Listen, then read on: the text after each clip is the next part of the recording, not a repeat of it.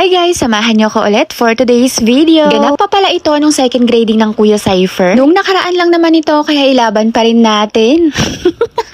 Isinama ko nga si Samira papuntang school ni Kuya Cypher kasi nga walang maiiwan sa kanya. Nag-tricycle na nga lang kami mula sa bahay hanggang sa school. Para mabilis lang kasi mamayang 2 PM book character din ni Samira. At talaga namang nagkataon pa na nagsabay ang card viewing at meeting ng Kuya Cypher namin at book character ni Samira. Magkaiba pa man din sila ng school at medyo malayo ang school ng Kuya Cypher namin. Buti na nga lang at hindi natuloy ang meeting ng Kuya Cypher namin kasi may emergency yung advisor nila. Hindi na nga din kami dumiretso sa room niya kasi nagchat siya na nakuha niya na yung grades niya. Hihintayin niya na lang kami sa baba ng hagdan. Wala pa man din pero tinatakbuhan niya na naman ako kasi alam niyang nagvi-video ako.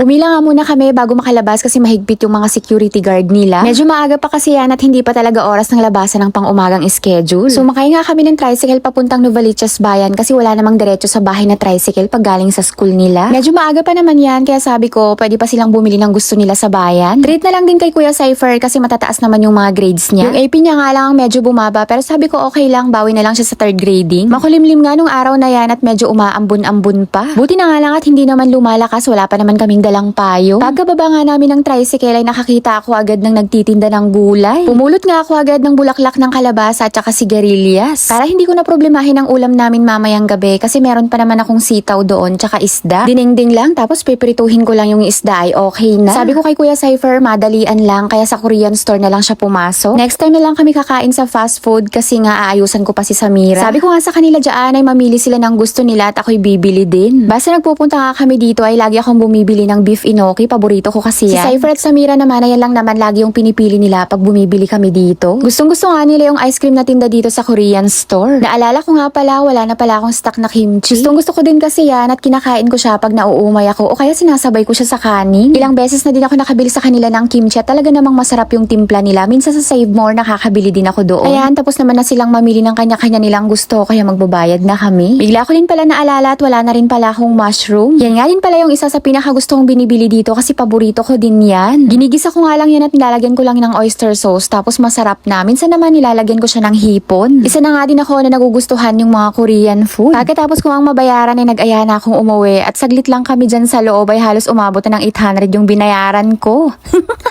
Baka pag maglibot pa kami ay wala na kaming pamasahe umuwi. Diyos mio. Para makapagpahinga pa si Samira kasi maaga ko siyang ginising. Book character nga niya mamaya kaya medyo matagal-tagal yung oras na gugugulin ko sa pag-aayos sa buhok niya tsaka sa kanyang mukha. Sa mga oras na yan ay tumigil na nga yung paambon-ambon pero napakaalinsangan naman kaya pawis na pawis kami. Sabi ko nga kay Kuya Cypher ay mag-ride na kami na tricycle para special na at diretso na sa bahay. Lang hindi na din mapagod maglakad si Samira at rarampa pa siya mamaya. Yun lang muna guys for today's video. Agyaman na. Bye!